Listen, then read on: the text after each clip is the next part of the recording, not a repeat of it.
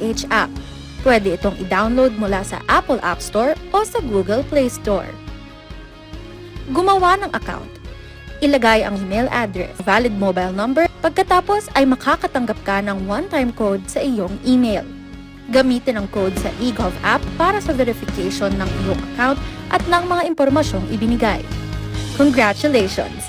Meron ka ng eGov PH app account. Pwede mo na ma-access ang iba't ibang serbisyo ng gobyerno kabilang ang mga serbisyo sa Bagong Pilipinas Presidential Action Center. Dati-rati maraming pamilyang Pilipino ang kapos. May mga magulang na hindi alam kung saan kukuha ng makakain. Sa ayuda naman, matagal sila naghihintay bago makakuha. Kapag may kalamidad, ang relief goods, mano-manong inihahanda, kaya matagal dumating. Ng ating walang gutom program. Kaya malinaw ang utos ni Pangulong Ferdinand Marcos Jr. Ilapit ang tulong, pabilisin ng serbisyo, siguraduhin may nakakain ang bawat pamilyang Pilipino. Direktiba ng ating Pangulo, siguraduhin dapat una wala ng pamilyang Pilipino na nagugutom para maging bahagi sila ng productive workforce. Nitong nakaraang linggo, personal na sinuri ng Pangulo ang pagpapatupad nito. Sa Walang Gutom Food Stamp Program, ang mga benepisyaryong tulad ni Lola Lumen ay tumatanggap ng 3,000 pisong food credits kada buwan sa electronic card, pambili ng masustansyang pagkain sa DSWD partner stores. Hindi na bibiyahe, mas mabilis. Ang resulta, nakikita. Mga masusustansyang pagkain ang agad na iuwi. Meron na ring balansyado na nutritional value ang binibigay, lalo na sa mga bata.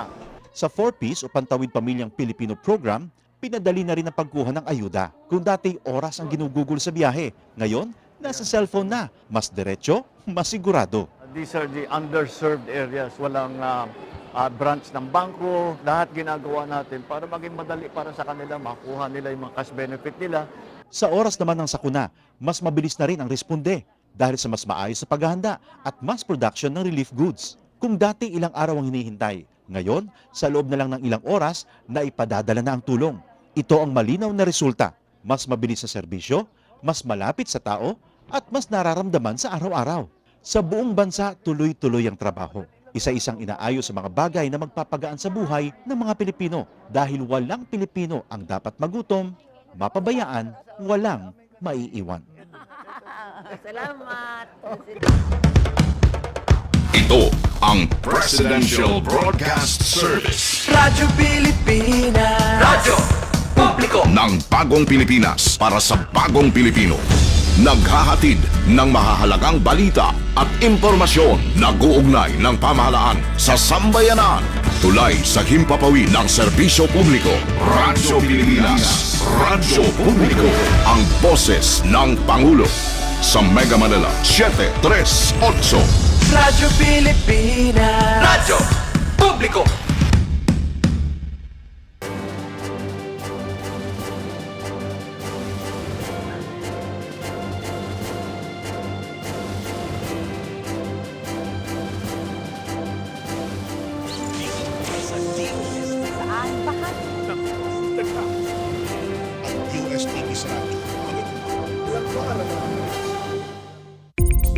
Magandang agam, Luzon, Visayas at Mindanao. Ako ang inyong kapatid sa Impapawid, Onin Miranda. Narito na ang programa maghatid ng mga balita at impormasyon tungkol sa siyensya, teknolohiya at inobasyon. Kokonekta sa bawat Pilipino saan mang sulok ng mundo. Dala ang proyekto o programa ng Department of Science and Technology. Ito ang Radyo Siyensya sa DOST. Konektado ka. At para lahat tayo makakonect, oras na para pakinggan ang mga naging kaganapan sa DOST sa linggo nagdaan.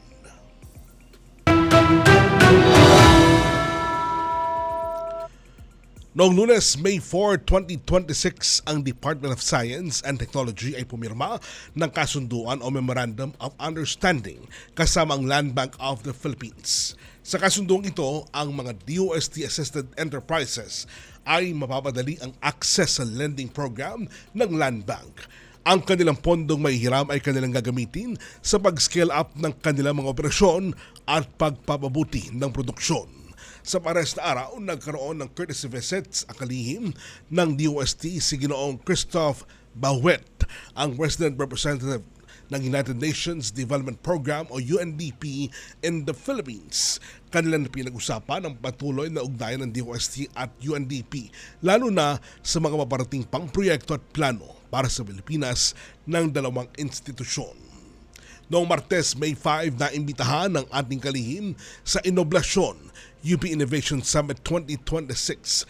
Kanya ibinahagi sa pagretipon kung gaano kahalaga ang gampanin ng mga state colleges and universities at higher educational institutions sa pagpapalago ng innovation ecosystem sa bansa at kung paano nakikipagtulungan ang DOST para maisakatuparan ito. Kinahapon na naman inilunsad sa Philippine Science High School main campus sa Quezon City ang AI Laboratory. Ang AI Laboratory ay kauna-unahan sa PSHS system at kailan pa lamang sa buong bansa. Layo ng AI Lab o Artificial Intelligence Lab na ito nabigyan ng hands-on learning exercises sa AI at machine learning ang mga mag-aaral at mga guro at gamitin ang mga ito sa pananaliksik at inobasyon. Samantala, narito na ang iba pang napapanahong balita. Ito ang DOST Report.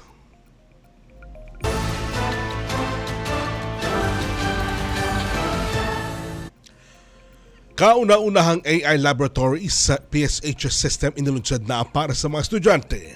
Para sa kabuuang detalye, may report si DOST TV correspondent Zay Soriano.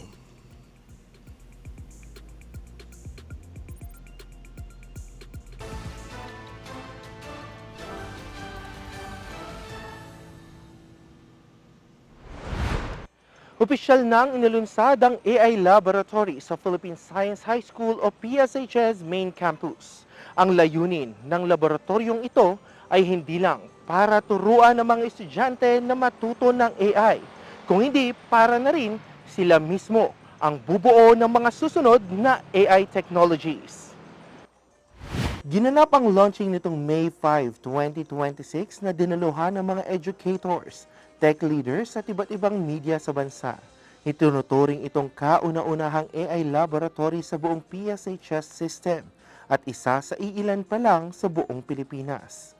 Ang proyektong ito ay bunga ng partnership sa pagitan ng Philippine Science High School, Accent Microtechnologies Incorporated o AMTI at PSHS Foundation Incorporated. Para maisakatuparan ang AI lab na ito, nagbahagi ang AMTI ng mga laptops na mayroon ng AI softwares. Bida sa programa ang mga student-led AI demonstrations kung saan ipinakita mismo ng mga Pisay students ang kanilang ginagawang project sa loob ng laboratorio. Ayon kay Campus Director Rod Alan De Lara, ang milestone na ito ay bahagi ng commitment ng Pisay na ihanda ang mga students sa technology-driven world. Let's dive in and start innovating and experimenting with AI and experiencing it for ourselves. I say we build a culture of innovation around it, and not just on the teaching and learning side, but also in management and administration. Sa pamamagitan ng AI lab na ito, hindi na lang theoretical ang pag-aaral ng mga bata. Mayroon na silang hands-on access sa high-tech na gamit para mag-experiment sa machine learning at algorithms. This laboratory for more than a room filled with advanced technology is an thinking space. ESXS has long been home to some of the brightest young minds in the country. But potential still requires the right government force. And through this AI laboratory, our scholars now have access to tools once found only in advanced research sectors and leading technology companies. The possibilities with these walls are real, tangible, and ready to be expected. Sa pagbubukas ng AI lab na ito, hindi lang mga computer ang nagbo-boot up, kundi pati na rin ang pangarap ng bansa na maging hub ng inobasyon sa Asia. Layunin ng laboratoryong ito na masiguro ang susunod na henerasyon ng Pinoy scientists ay competitive at handang mamuno sa larangan ng global technology. Patunay na ang agham ay ramdam. Mula sa pag-code ng mga algorithms hanggang sa pagbuo ng mga solusyon para sa kinabukasan, Pinatunayan ng mga estudyante ng Philippine Science High School na hindi hadlang ang edad para maging pioneer ka sa teknolohiya. Mula dito sa Philippine Science High School, ako si Zay Soriano para sa DOST Reports.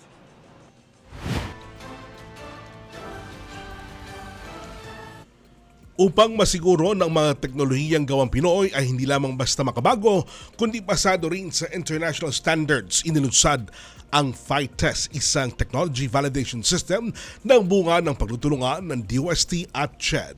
Para sa karagdagang detalye narito report ni Dave Caragayan.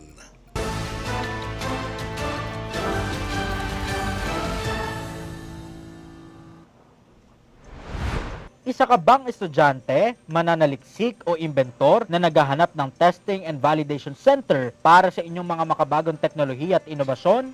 Yan ang tututukan ng Philippine Technology Evaluation and Standards for Testing o PhyTest ng Department of Science and Technology o DOST, katuwang ang Commission on Higher Education. Layunin ng PhyTest na matulungan ang mga Pilipinong inventor na masuri, ma-certify at mailabas sa merkado ang kanilang mga teknolohiya at inobasyon sa pamamagitan ng isang institutionalized system for technology validation. It builds the system that allow Filipino technologies to enter markets, create jobs, and strengthen industries. Essentially, it builds a unified national system of for testing, evaluation, and make sure that standards development are created to make sure that Filipino technologies are not only innovative but also reliable, safe, and globally competitive. Itatayo naman sa mga piling state universities, colleges at pribadong higher education institutions ang mga testing and validation centers. The testing facilities for PhyTest are in select universities and colleges. I say select because we have to consider the capability of those universities in terms of faculty, scientists, and researchers that they may have, as well as in terms of the laboratories and infrastructure that are capable of actually subjecting those products for assessment and testing. So we have already a short list of universities, but we still have to discuss this very closely with the Commission on Higher Education and with the universities themselves, because who knows, so they might not just be ready for it, or they might want to have more time for it. Nakaangkla sa international standards ang mga testing and validation centers na itatayo ng PhyTest. Maglalaman ito ng advanced laboratories, prototyping facilities at testing equipment na pwedeng mapakinabangan ng mga estudyante, mananaliksik at inventor bago mailabas sa merkado ang kanilang mga produkto o imbensyon. Target ng PhyTest na makapagpatayo ng isang pilot center sa susunod na taon. Nitong Marso, formal nang inilunsad ang Philippine Technology Evaluation and Standards for Testing o PhyTest sa bisa ng Memorandum of Agreement sa pagitan ng DOST at CHED. Christian Caragayan para sa DOST Report.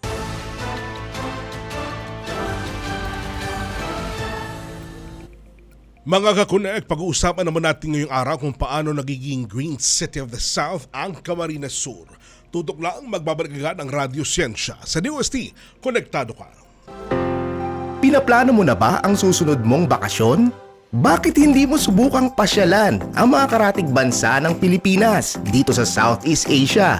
Alam mo bang visa-free ang pagbiyahe nating mga Pinoy sa mga bansang kasapi ng ASEAN? Sa bisa ito ng ASEAN Framework Agreement na pinagtibay noong 2006 na naglalayong gawing mas madali ang paglalakbay ng mga mamamayan sa loob ng rehiyon. 14 hanggang 30 araw, depende sa bansa, pwedeng mamasyal nang hindi na kailangan ng visa. Bawas hassle, di ba? Bukod sa mas madaling proseso, pinalalakas din ng naturang kasunduan ang ugnayan ng mga bansa sa Southeast Asia sa pamamagitan ng mas bukas na daloy ng kalakalan, mas matibay na ugnayan ng mga mamamayan at mas masiglang turismo. Kaya ano pang hinihintay mo? Ihanda na ang passport at maleta at simulan ang iyong ASEAN Adventure. Mga kababayan, si Ding Dong po ito. Alam niyo bang mataas ang tsansang magkasunog pagkatapos ng malakas na lindol? Kaya naman pagligtas ng bumalik sa loob ng bahay o building, i-check agad ang mga kawad ng kuryente. Kung may nakitang sira, patayin ka agad ang main switch. At ang pinaka-importante, i-report ito sa otoridad. Huwag mo nang i-DIY yan, ha? Naku, baka mas malaking problema pa ang sumabog. Tandaan, i-check ang sira, patayin ang main switch, i-report sa otoridad. #panatag ang may alam.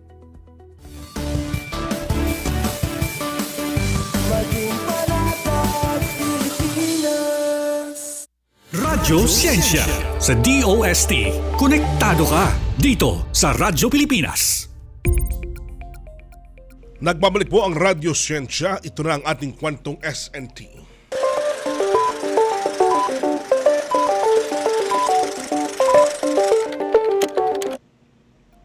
Mga kunag, we are moving from dreams to reality. Mula sa pagiging isang simpleng coastal municipality, ang Pasacao, Camarines Sur ay mabilis nang naglalayag tungo sa pagiging Green City of the South. Pero syempre, ang transformation na ito ay katuwang ng matalinong paggabay at suporta ng Department of Science and Technology. Kaya naman ngayong hapon, napaka-espesyal ng ating panauhin.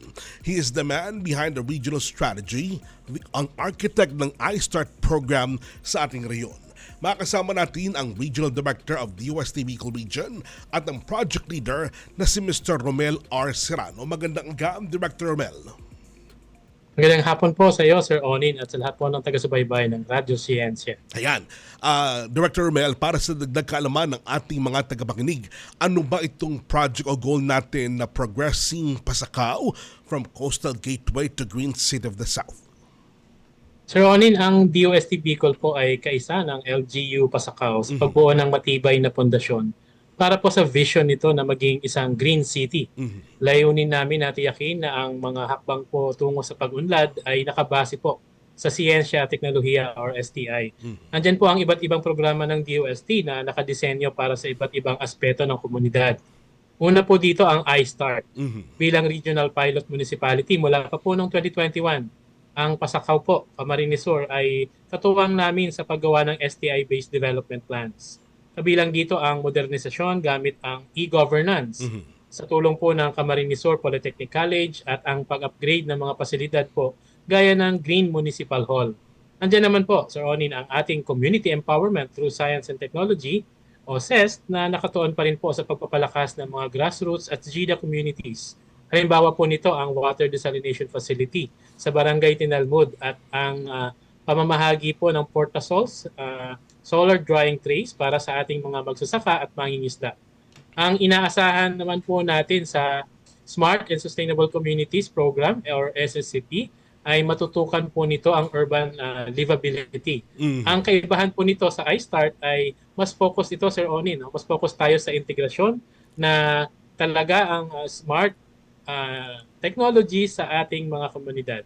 Pagamat trainings at expositions pa lamang po ang nagagawa ngayon sa Pasacao, we are hoping po na ang SSCP ay magpapatuloy sa tagumpay ng iStart na nasimulan natin sa kanilang munisipyo. Alright. Inaasahan din po namin ang pagpapalawak ng Project Saray para sa precision farming at pagsusulong po nito ng startup-friendly ordinance or Project Reach, katuwang ang Bicol University sa Pasacao. Higit po sa titulong Green City, hangad po natin, Sir Onin, ang holistic na progreso mula digital transparency hanggang sa masaganang ani. Siyempre, sa tulong po ng AGAM. Ayan. Alright. Director, bago pa natin palalimin pa ang mga usapan tungkol dito sa pagiging gateway to Green City of the South. Ano pag sinabi natin Green City? Ano bang ibig sabihin? Ang ibig pong sabihin nito, Sir Onin, syempre yung ating pong mga ginagamit na mga solusyon para po sa ating mga problema ng komunidad ay maaaring o nakaangkla po sa paggamit ng siyensya at teknolohiya na nag-iingat po or we consider the safety of our environment and of course maximizing energy, minimizing risk. So ito po yung nakasunod sa prinsipyo po ng ating Green City. Alright. Director, isa po sa mga highlights ng 2024 yung pag-adapt ng Pasacao sa eGov 2.0 Solution Suite. Sa tingin po ninyo, paano nito mababago ang ease of doing business para po sa mga investors na gustong pumasok sa Pasacao? So inaasahan po natin na itong ating eGov 2.0 ay gagawing digital. Digital po yung ating at interoperable ang ating kasalukuyang manual at paper-filled na sistema. Ito po yung conventional natin sistema sa LGU Pasakaw. So sa pamamagitan po nito, mas mapapabilis po ang ease of doing business dahil mawawala na po yung ating nakaugulian na manual tracking at mababawasan po ang red tape sa tulong po ng automated processes at isang monitoring portal po para sa mga investors. So bagamat inaayos pa po ang server storage at payment facility ng Treasury, na ilatag na po natin ito ang pundasyon upang mas maging high-tech ready po ang buong munisipyo. Alright. Director, out of so many municipalities sa bansa, ang Pasakaw po isa sa 3 pilot sites lang nationwide para sa iStart o yung Innovation, Science and Technology for Accelerating Regional Technology-Based Development. Ano po ang nakita ng DOST sa Pasakaw? Bakit ito ang napiling testing ground para po sa STI-based development? Magandang tanong, Sir Onin. No? Alam niyo po, napili po ang Pasakaw bilang iStart pilot site dahil po sa 3 pangunahing dahilan. Una po rito ang strategic potential ng bayan ng Pasakaw kung saan malaki pa ang oportunidad na mapalago ang turismo, fisheries at logistics sa tulong po ng teknolohiya. Pangalawa naman po ay ang aktibong suporta mula sa ating LGU. Mamaya po makakausap natin ang punong mayor po ng ating Pasakaw. Dahil po mahalaga po ang pagiging bukas ni Mayor Taiko at ng local na pamahalaan sa mga programa ng DOST. At higit po sa lahat, ng atong dahilan, nakita po namin ang kahandaan ng komunidad at ang kagustuhan po ng mga Pasokenyo na yakapin ang pagbabago para po sa mas inklusibong pag-unlad. Alright. Tama-tama po pa. May pulong po kay mamaya with the mayor. Ano po? At nakabilib po na napag-isa nyo ang 5 malalaking academic institutions. Yung BISCAS, CBSUA, PARSU, CSPC at UNC. Para po sa project na ito, paano po binago ng kolaborasyong ito yung pag-deliver ng serbisyo po ng DOST sa ating mga probinsya? Nakakatuwa nga po, Sir Oni, no? Ito pong kolaborasyon na ito with our state universities and colleges.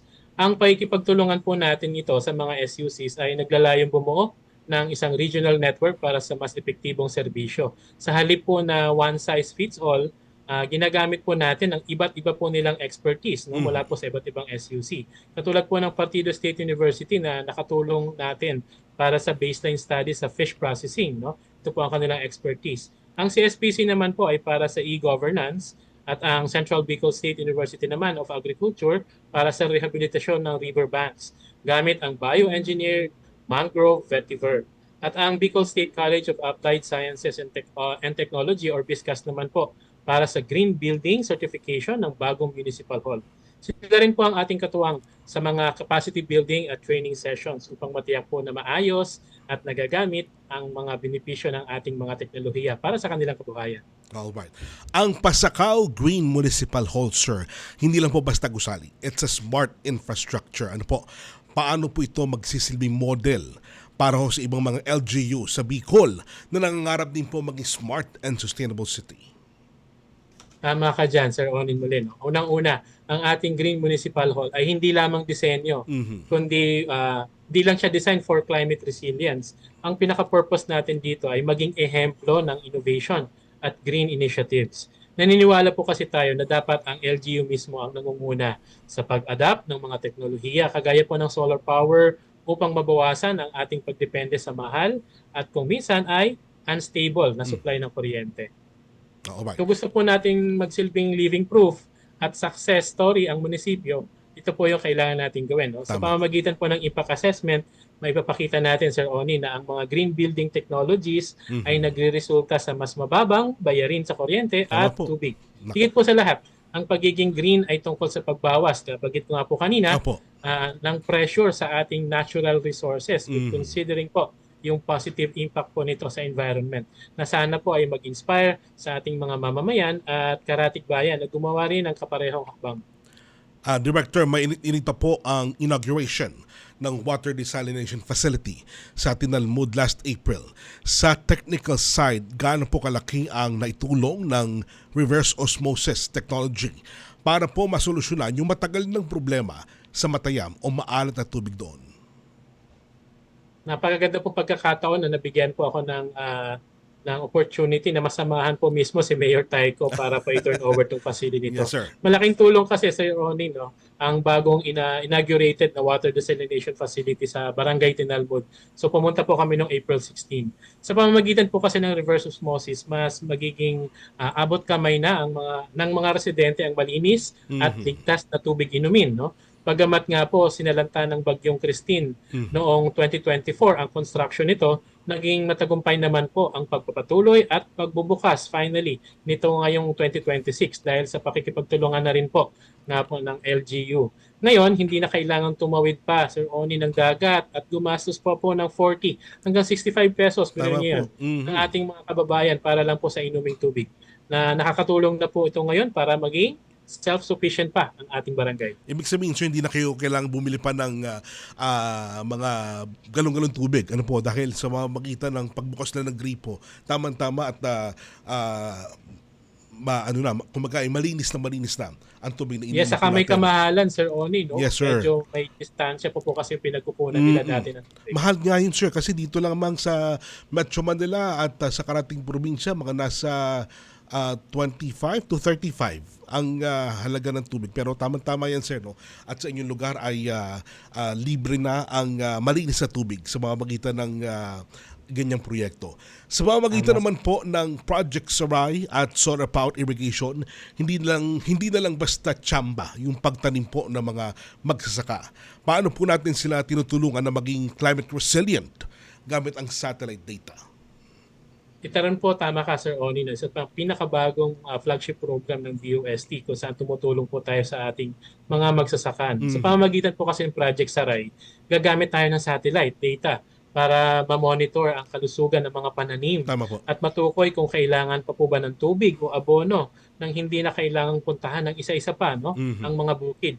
Malaking tulong po itong ating teknolohiyang ito para po din po sa disaster monitoring upang agad makita ang lawak ng pinsala pagkatapos ng bagyo or tagtuyot. Sa tulong din po ng real-time weather station, mas mabilis na at mas exact na nating maibibigay ang payo sa mga magsasaka. Hindi tulad po dati na sabi mo nga, Sir Oni, no, chamba-chamba. Dahil ang teknolohiyang po ito ay open source at libre. Sir Oni, biruin niyo yan. Mas madali nating mapapalakas ang food security sa Pasakaw. Alright. Ngayon nakikita na po natin ang bunga ng Pasakaw. May plano na po ba ang DOST Bicol na i-replicate itong iStart model sa iba pang bayan sa Camarines Sur or sa buong rehiyon? Definitely, Sir Onin. Kaya lang po, sa ngayon po, technically tapos na ang ating status sa iStart nationwide. Kaya ang focus na po natin ngayon ay transition na ng mga bayan into another program, flagship program po ng DOST, which is ang ating Smart and Sustainable Communities Program or SSCP. Moving forward, nakikita po natin ang sigasig mula kay Mayor Tyco. Makakausap ulit natin siya mamaya, no? At sa lokal na pamahalaan. Kaya inaasahan po natin na ang Pasakaw ang susunod na makakasama sa ating lumalawak na SSCP network. Dahil po yung iStart po kasi ay nakatuon tayo sa preparatory phase o pagbuo ng pundasyon. Sa level po na ito, ang ginagawa pa lang natin ay pag-integrate ng science and technology sa mga local development plans at pagbuo po ng pundasyon para sa mga smart communities. Sa SSCP naman po, bukod sa strategic planning, layunin nito na isakatuparan na ang mga natukoy na STI-based program doon sa iStart. So ito pong ating mga isasagawa na natin yung ating STI-based programs, projects, and activities. Alright. Director Romel, baka meron pa kayong gustong pasalamatan or baka may mga hindi pa kami nagtatanong na kailangan po malaman ng ating mga kabayan. Nasa inyo po ang pagkakataon? Maraming salamat, Sir Onin. Siyempre, maraming salamat po sa Radyo Siyensya sa pag-imbita po sa DOST Bicol at sa atin pong kalihim, Secretary Renato Yusilidum Jr. sa pagbibigay po sa amin ng malawak na platform para maipakita po itong progress ng Pasakaw, Camarines Sur gamit ang agham, teknolohiya at inobasyon. Isang malaking karangalan po na maibahagi ang pag-unlad ng Pasakaw tungo sa pagiging isang lungsod. Nagpapasalamat din po kami sa aming mga katuwang mula sa ahensya ng gobyerno, NGAs, private institutions, hanggang po sa mga state universities at HEIs na siya pong nagsilbing pundasyon po ng siyensya at teknolohiya sa aming region. Siyempre, sa ating mga masisipag na personnel sa DOST Camarines Sur, sa pangunguna ng Provincial Director nito na si PD Patrocinio Felizmenio. Sila po talaga ang nasa frontline on the ground sa mga projects natin with Pasakaw. Higit sa lahat, salamat po sa LGU Pasakaw, sa pamumuno po ng aming kaibigan, si Mayor Nino Tayco, sa inyong mainit na pagtanggap at pakikipagtulungan upang mailapit ang aming mga serbisyo sa mga pasakay. Makakasa po kayo na ang DOST Bicol ay patuloy na magsisikap upang may siguro na patuloy ang agham na ramdam sa buong Kabikulan. Muli po, maraming salamat Sir Onin at sa lahat po ng taga-subaybay ng Radyo Scientia. Maraming salamat po, Ginoong Romel R. Serrano, ang Regional Director ng DOST Bicol Region. Maraming po salamat. Mga kakuneg, pag-uusapan naman natin ang application at epekto ng programa sa Bayan ng Pasakaw, Camarines Sur. Tutok lang, magbabalik agad ang Radyo Scientia sa DOST. Konektado ka. Mahalagang papel ang ginagampanan ng ASEAN sa pagpapanatili ng kapayapaan at katatagan sa Southeast Asia, lalo na sa harap ng patuloy na pag-usbong ng mga hamon sa seguridad. Isa sa mga pundasyon ng kapayapaan sa rehiyon ang matatag na depensa, hindi lamang sa lakas ng militar ng bawat bansa, kundi sa kanilang pakikipagtulungan sa isa't isa. Sa panahon ng globalisasyon, mahalaga ang dialogo at kooperasyon sa larangan ng depensa upang maiwasan ang mga alitan. Kaya noong 2006, itinatag ang ASEAN Defense Ministers Meeting o ADMM, ang pinakamataas na mekanismo ng kooperasyon sa depensa sa rehiyon. Noong 2010, pinalawak ito sa pamamagitan ng ADMM Plus, kasama ang mga pangunahing dialogue partners.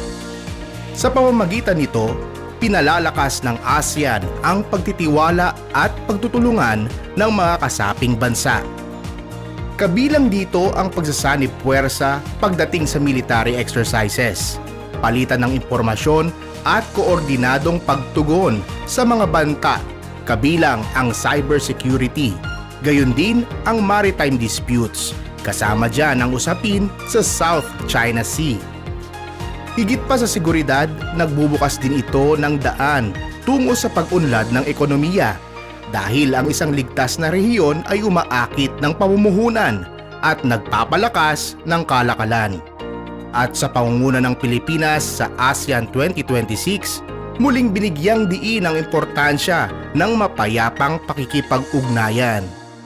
ASEAN remains as the only viable institution that can hold the center, as we are reminded of the importance of sustained and principled dialogue, commitment to peaceful and constructive engagement, and an enduring sense of shared responsibility. Tunay ngang ang pagkakaisa ang susi sa matatag na Timog Silangang Asya. Ito ang malinaw na mensahe ng ASEAN.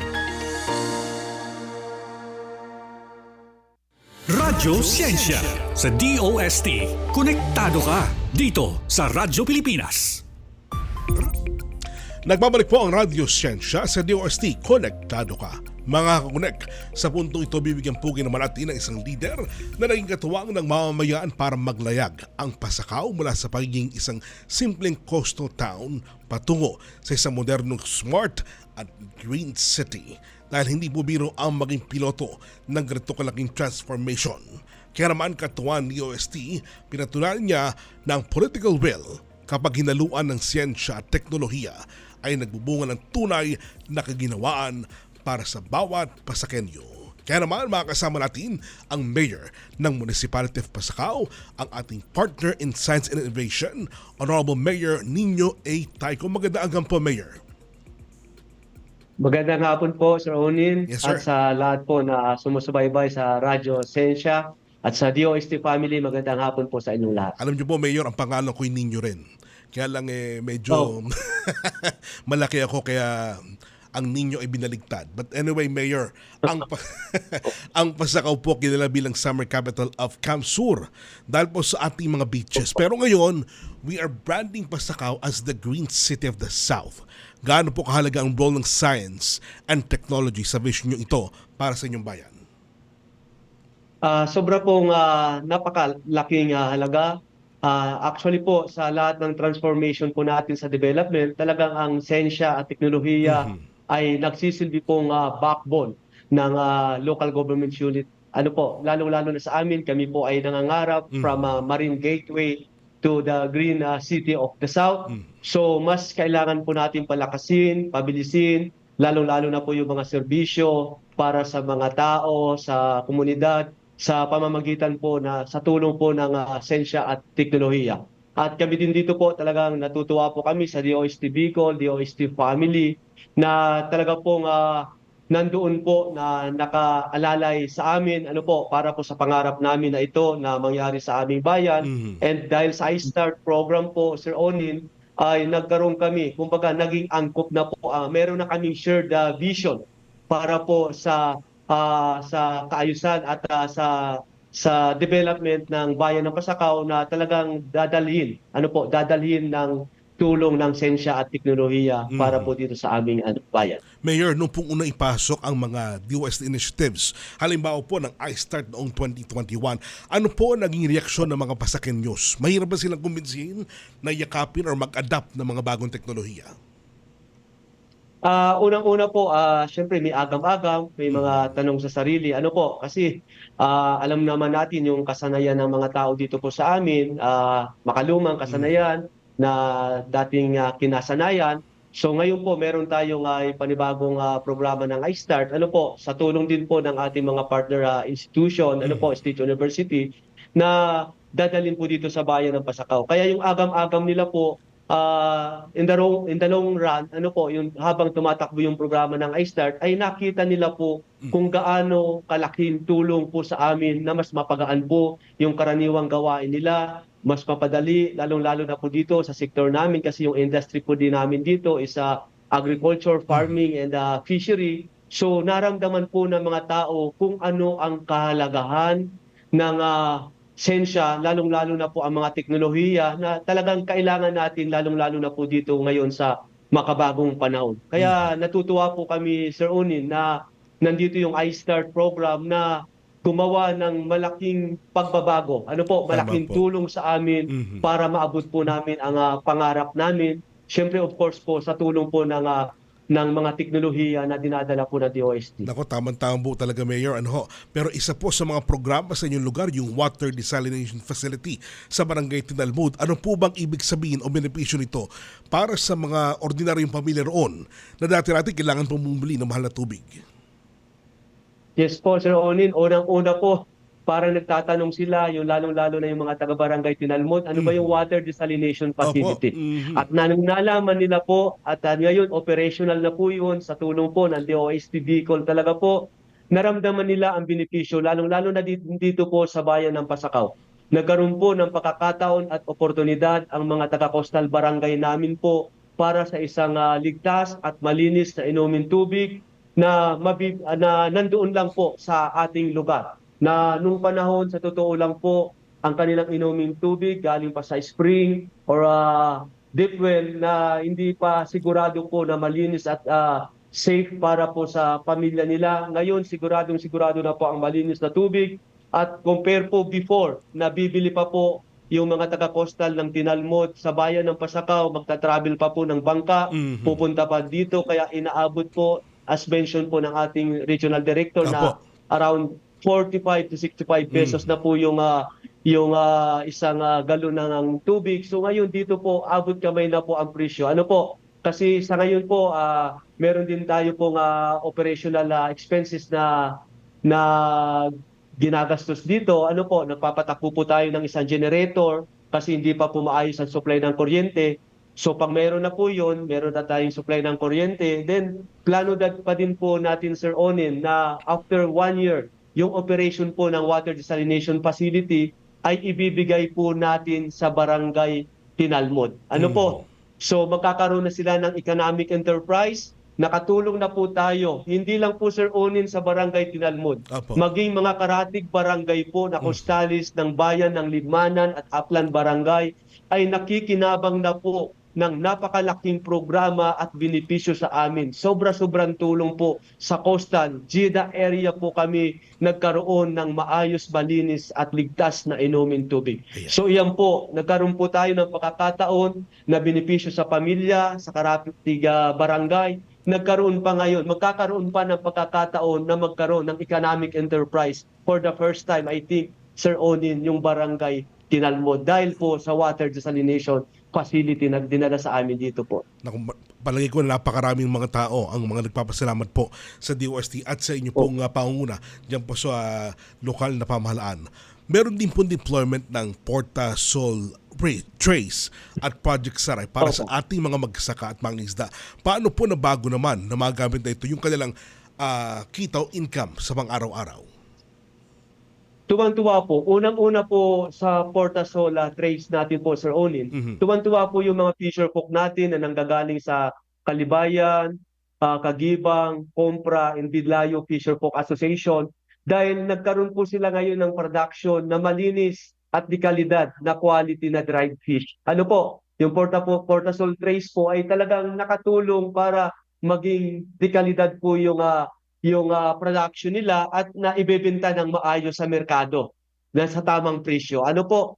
So then yung sa farmers naman natin po, yung Bidlayo Farmers Association, Dalupaon at Kitang Farmers Association, so nagagamit din nila po, nagkaroon sila ng maayos na biladan ng palay at taro leaves. Ano po? Na nagagamit talaga nila sa paghanap buhay nila at nagkaroon talaga po ng pagkakataon na madagdagan po ang kanilang income.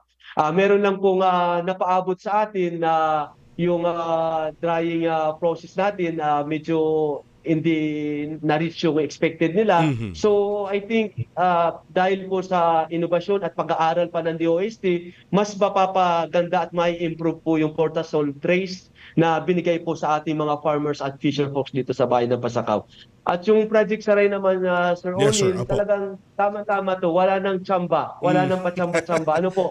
Meron na tayo weather advanced forecasting. Ano po? Na ito yung panahon na dapat magtanim at ito yung panahon na dapat gawin natin ang pagtanim para magkaroon ng magandang post-harvest production dito po ang mga farmers natin. Ano po? Kaya natutuwa po kami last March, nagkaroon po kami ng MOA signing between the DOST and the CBCOE institutions sa bayan ng Pasakaw para palakasin po ang ating partnership na makapaghatid po talaga itong teknolohiya na to na naiiba po talaga. Sigurado po kami, Sir Onin, once na nag-umpisa na po ito, lalaki po ang ani, ang harvest po ng mga farmers namin. Sigurado wala nang lugi po dahil sa Project Saray ng DOST. Alright. Nako, Mayor, magandang pong balita ho yan na po para sa ating mga mangingisda at mga magsaka.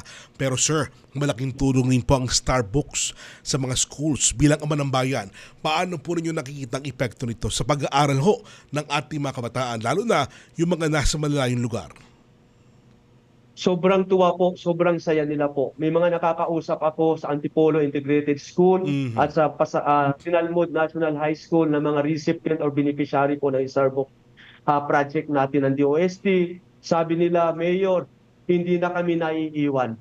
Kahit wala kaming access ng internet, kahit wala kaming signal, just because of the offline digital library na dinala po ng teknolohiya ng DOST, abot kamay nila po ang pag-access, lalong-lalo na po sa mga math and sciences materials na binibigay po ng offline digital library natin. Sabi nila, Mayor, kaya na namin, nakakapagsabay na po kami dahil alam naman po ninyo, Sir Onin, talaga GIDA area talaga po yun ng area na yun. And sabi nga po ng iba kasi, we have 6 upland and 6 coastal barangays, Sir Onin, dito sa bayan ng Pasakaw. Sabi nga din po nung ibang upland high school, Mayor, sana ma-replicate din to ng DOST yung Starbucks na to dahil para po abot kamay na din ng mga kabataang mag-aaral sa coastales at sa upland barangays ang pangarap nila na makapagtapos at makakuha ng maayos na trabaho sa darating na mga panahon.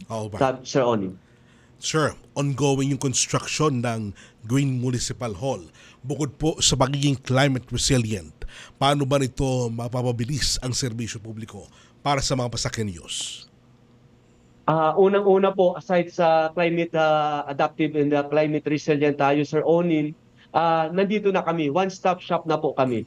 Nandito na lahat ng mga offices namin, nandito na po lahat ng mga serbisyo na makukuha ng bayan ng Pasakaw sa pamahalaan ng Pasakaw, nandito na lahat. Ano po, kaya natutuwa po kami sa konsepto na tulong ng DOST at ng iStart project sa amin through the help of the State University po, dahil ang architectural design, talagang pinag-aralan po ito, then para mabawasan yung mga environmental footprint. Ano po, na talagang yayakap sa ating adikain patungo po sa pangarap natin na maging Green City of the South ang bayan ng Pasakaw. Kaya talagang adaptive and environmental friendly po ang disenyo na to. Meron tayong solar energy integration, meron tayong mga ventilation, rainwater connection na talaga pong aangkop doon sa isang pamahalaan na nangangarap na magkaroon po na maging Green City of the South. Dahil alam po natin, Sir Onin, na ang isang municipal hall ay isang muka ng isang bayan.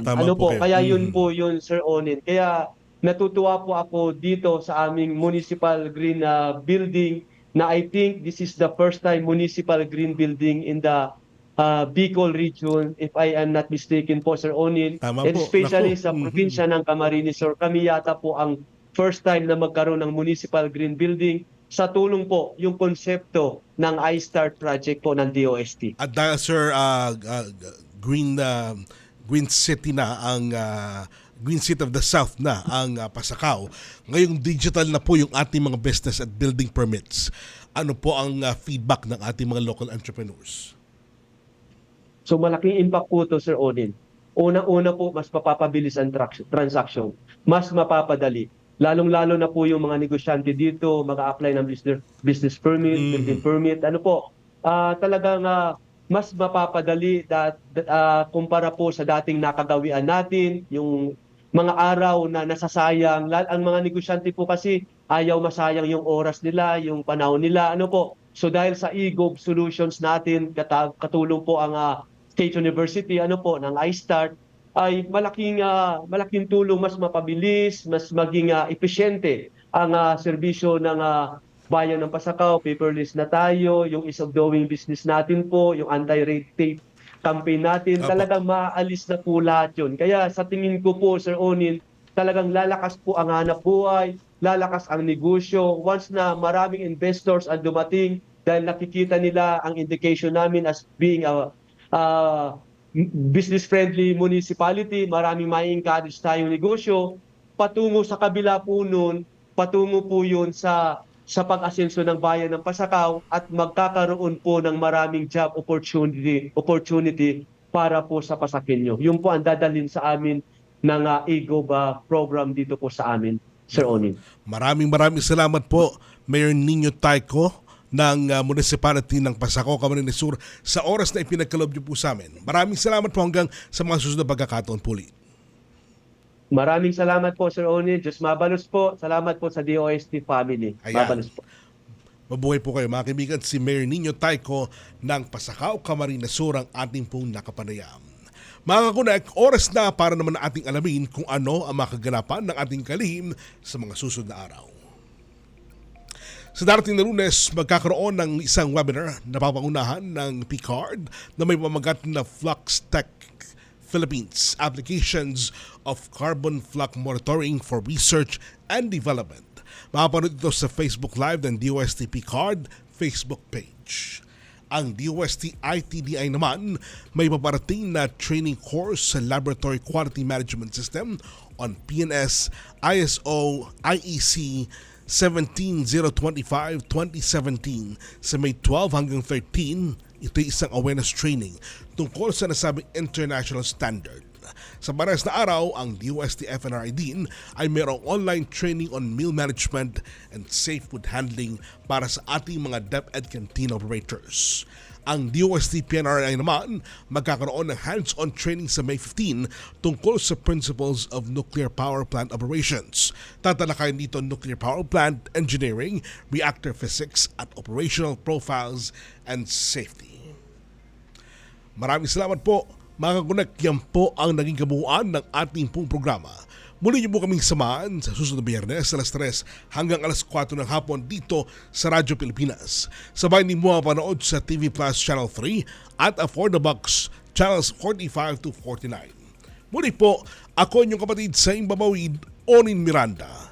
Para sa Ganda Ramdam, ito ang Radyo Siyensya sa DOST. Konektado ka. One DOST for you, delivering science for the people, solutions and opportunities for all.